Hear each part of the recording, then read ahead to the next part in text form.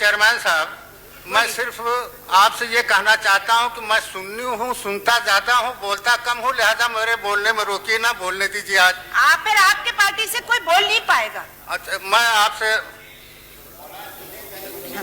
हाँ कि सुनता हूँ।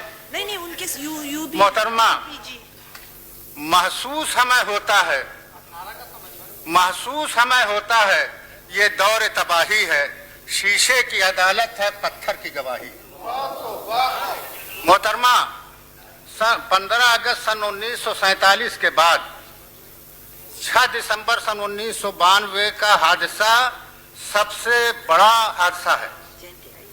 अगर मैं ये कहूं कि 15 अगस्त 1947 से भी बड़ा हादसा है, गो कि मुल्क का पार्टीशन हुआ और फसादात का एक सिलसिला शुरू हो गया, लेकिन उस वक्त हमारे पास अदलिया नहीं थी, उस वक्त हमारे पास तजर्बाकार इंतजामिया नहीं थी, उस वक्त हमारे पास दोनों पार्लियामेंट नहीं थे। लेकिन 6 दिसंबर सन 1992 को जो हादसा हुआ, वो अदलिया भी थी, इंतजामिया भी थी और तजर्बेकार और दोनों पार्लियामेंट भी थे। सुप्रीम कोर्ट में बयान हल्फी दाखिल की गई कि बाबरी मस्जिद का जरा भी नुकसान नहीं किया जाएगा। दोनों आवानों में ये एतमाद दिया गया कि जरा भी नुकसान नहीं होगा। सरकार की तरफ से भी कहा गया कि जरा भी नुकसान नहीं होगा। पब्लिक स्टेज से कुछ दूसरे रहनुमाओं ने यहां तक कह दिया कि अगर बाबरी मस्जिद पर कोई हथौड़ा चलेगा तो मेरे सर पर चलेगा। लेकिन उसके बाद 6 दिसंबर को क्या हुआ? 6 दिसंबर को पूरी की पूरी बाबरी मस्जिद नेस्त नाबूद कर दी गई। हो सकता है लोगों को इन बातों पर एतबार हो, लेकिन मुझको एतबार नहीं था। तेरे वादे पर जिए तो ये जान झूठ जाना कि खुशी से मर न जाते अगर एतबार हो। हमको नहीं एतबार था। हमने 3 दिसंबर को इसी हाउस में मोहतरम होम मिनिस्टर साहब से सवाल किया था कि 6 दिसंबर को वो मस्जिद को शहीद करें। अगर आप ना जानते हो कि पूरा सदन जानता है, पूरा देश जानता है, 6 दिसंबर को ये मस्जिद को शहीद करेंगे। आप सिर्फ हमको ये बता दीजिए कि उस मस्जिद को शहीद करने से आप कैसे रोक पाएंगे। सिर्फ एक ही क्लियरिफिकेशन उस पर मैंने मांगा था, लेकिन अफसोस कि अगर वो क्लियरिफिकेशन दिया तो उस पर भी पाबंदी से अमल नहीं हुआ। आज मैं अपने बीजेपी के भाइयों से ये पूछना चाहता हूं, क्या करना चाहते हो इस देश में? उन मसाजिद को मिसमार करना चाहते हो जिन मसाजिद में 15 अगस्त सन 47 के पहले दुआएं हुई थी कि ये मुल्क आजाद हो। उस कौम को फना करना चाहते हो जिस कौम के लोग जिलियान वाले बाग में अपना खून बहाए थे कि मुल्क आजाद हो। उस कौम को फना करना चाहते हो जिसने काले पानी की सजाएं, फांसी की सजाएं और सब सजाएं भोगी थी।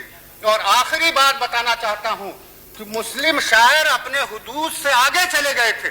उन्होंने यहां तक कह दिया था कि गुलाम कौम का सजदा हराम होता।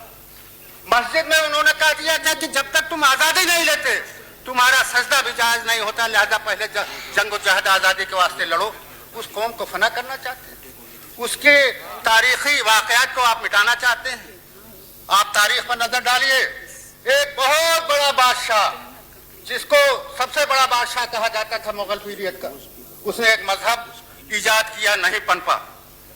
उसने इलाहाबाद को अकबराबाद कहना चाहा, वो नहीं हुआ। आप किस बलबूते पर तारीख बदलेंगे और नाम बदलेंगे और इबादत गाहों को आप गिराएंगे? आप यकीन जानिए कि तारीख ये शाहिद है कि तारीख को मिटाने वाला खुद मिट जाता है और तारीख नहीं मिटती।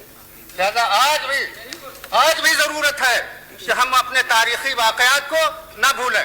मोहतरमा, एक बात सिर्फ अर्ज करना चाहता हूं, आज 15 अगस्त सन 47 में एक कीमती चीज हमारे पास बाकी थी, वो था एतमाद रहनुमाओं का।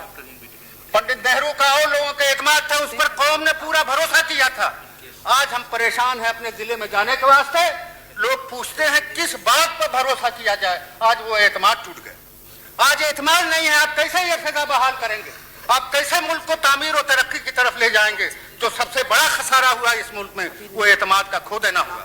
मैं फिर आपसे अर्ज करना चाहता हूं कि एतमाद बहुत बड़ी चीज है। मुझको याद है तारीख का वो पन्ना जब वार ब्रिटिश ने इस मुल्क में जुल्म किया था, तो ब्रिटिश पार्लियामेंट में इम्पीचमेंट ऑफ वारेन हेस्टिंग की हिस्ट्री लिखी गई थी। मैं तवक्को करता था कि इस वाक़े के बाद सब लोग मिलके न किसी पार्टी का नाम लेते, न किसी के भूल और चूक का नाम लेते, न किसी की दगाबाजी के नाम लेते, लेकिन आज पार्लियामेंट से हमको ये हथियार मिल जाता कि सबने मिलके इम्पीचमेंट ऑफ वारेन हेस्टिंग की तरह से इम्पीच किया है उन लोगों को जिन लोगों ने 6 दिसंबर सन 1992 को यह हादसा आया। आज हम किस मुंह से अपने मुल्क अपने जिले में जाएं? हम किस मुल्क में अपने भाइयों का एतमाद बहाल करें? कुछ तो आप हमको हथियार दीजिए, कुछ तो आप ऐसी सजा बनाइए जिस सजा में आओ जो हथियार लेकर हम जाएं। हमको कोई शिकवा नहीं है, हम इस हक में नहीं है कि सेंट्रल गवर्नमेंट टूट जाए, रहे सेंट्रल गवर्नमेंट। लेकिन आप खुद तो सोचिए कि आपने क्या किया। आपने हाउस में ऐलान किया और बीबीसी से ऐलान हो गया, मैं भी गवर्नमेंट में था, और अगर मैं होता गवर्नमेंट में तो कैबिनेट को बैठाया रहता, उस दिन 1 मिनट खसकने न देता कि मुमकिन हो पता नहीं कौन सा वाकया हो जाए। आप इंतजार करते रहे कि जब मस्जिद पूरी तौर से फना हो जाए तब कैबिनेट की मीटिंग हो। इतना इन लोगों पर तो भरोसा किया, हम लोगों पर नहीं भरोसा किया। जिसने 3 तारीख को, अगर वक्त नहीं है नहीं तो मैं पढ़ देता कि मैंने क्या कहा था। मैंने 3 तारीख को कहा था, साफ लफ्जों में कहा था कि इनके अक़वाल, अफ़आल, अमाल हर तरह से साबित है कि 6 अगस्त को ये ध्वस्त करेंगे उस मस्जिद को। आप सिर्फ बताइए 6 दिसंबर को आप सिर्फ बताइए क्या करना चाहते हैं। तो मोहतरमा, मैं फिर आपसे यह कहना चाहता हूँ कि जो रोल होना चाहिए था, 6 बजे तक बीबीसी से खबर आ गई, यहाँ खबर नहीं मिली, और उसके बाद फसादात का पहाड़ फूट पड़ा। कानपुर में मान लीजिए हमारे पास वाकयात हैं कि जब कानपुर में लोग गए शिकायत करने तो उन अधिकारियों ने कहा हमारा कोई ठीक नहीं, कई दिन तक रहेंगे। और खूब, जैसा कि अभी के मेरे एक दोस्त बता रहे थे, 2 मिनट खूब मुनज्जम साजिश के तहत जो है कानपुर को फसाद किया गया। भोपाल में हमको किसी ने बताया, पता नहीं कहां तक सही है, कि कार सेवक लौट के गए तो होम गार्ड की वर्दी पहन करके उन्होंने फसाद कराया। मैं एक चीज जानना चाहता हूं, आज मुल्क के सामने सवाल है, सूरत में कैसे हुआ, बंबई और महाराष्ट्र में कैसे हुआ?